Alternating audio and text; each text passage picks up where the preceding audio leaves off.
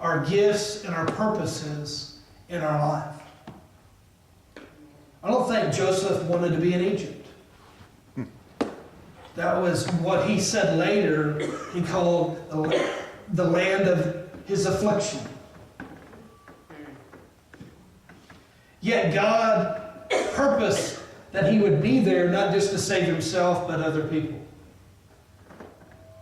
You know, a lot of us, if we had a choice, we would reside our purpose and our calling in the Bahamas. Anybody with me?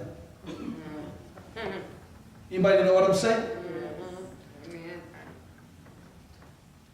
I'd take a bungalow or whatever they call those things on the beach. Heck, I would take a tent on the beach.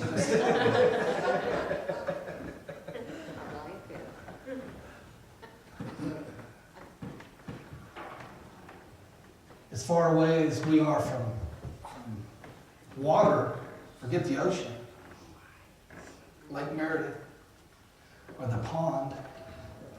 The point is, hopefully we'll get some more rain to fill it up. See, Joseph may not have wanted to be in Egypt, but God had divinely designed for him to be there. Because the reality is because we're Christians, because we're called to be the head and not the tail, that we're called to go into places and areas, whether it's in a workplace or areas in people's lives or neighborhoods, that aren't exactly pleasant and perfect. Amen? Yes. That's why we are called co-laborers. You would say labor. Labor. You ever sweat? That's what labor is. Servants to work for God. Amen. That's why it's faulty to go into a church and say, man, I just haven't found a church without any problems. It's because there isn't any. That's right. And of course, as the joke goes, if you find one, don't go to it because you'll run it.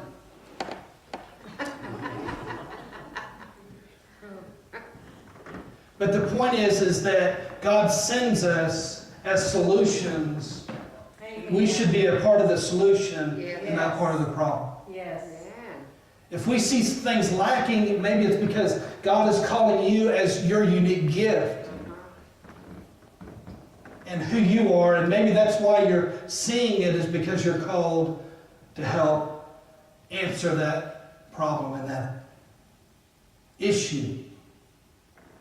Joseph came to not just save himself, but save the nation. And many other nations, even his family, from a famine that was coming. It wasn't a convenient thing to do. It wasn't a great thing for him to do because of all that he went through, but that was his purpose. Don't throw away your purpose because you don't like where you are. Because you don't like what people have done to you or what things haven't turned out in your life. James 1:12 says this: blessed is the man who endures, somebody say endures. Endures. Blessed is the man who endures temptation. For when he has been approved, he will receive the crown of life which the Lord has promised to those that love him.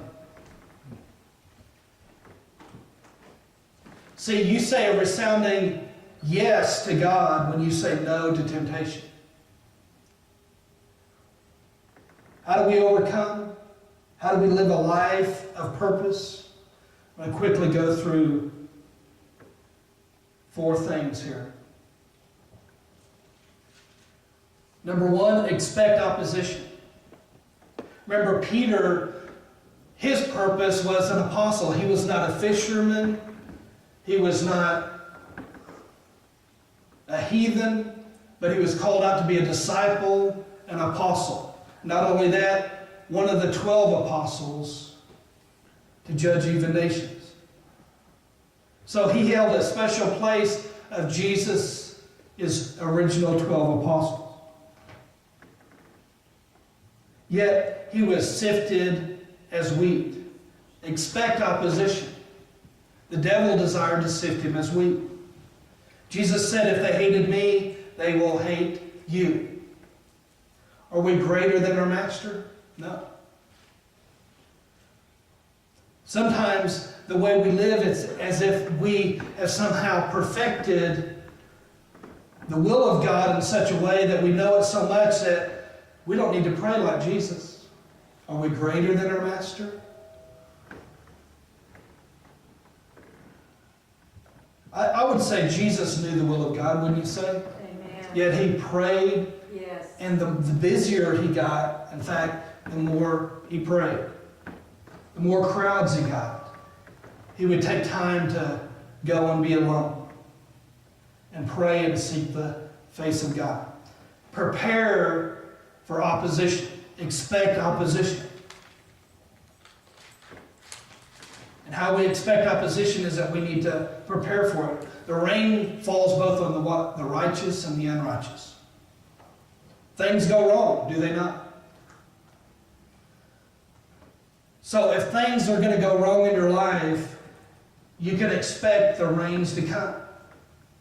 So if things are going to go wrong, you need to decide now how you're going to respond before they come. If you know a storm is coming, if you know a tornado is going to come, do you know what you're going to do if a tornado rips down the street? Some of us do, some of us don't. But the smart thing to do is to prepare. And I'm sure out of the, I was almost saying SPS, but at Excel, they have drills continually. If there's a fire, you do this. If you're in this area, always when you go to the different areas, be aware of where the eye washes are, or the exit spots, or the places for the fire escape. Always be prepared so that when those things take place, you've already decided what you're going to do. And in the same way, temptation in your life, you need to prepare now and decide now what you're going to do before it comes. Things are going to happen.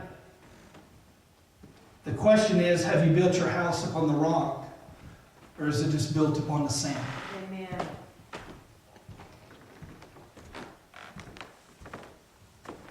The other part of expect opposition is that we need to realize that we have an enemy that hates us. 1 Peter 5:8 says, be self-controlled and alert. Your enemy, the devil,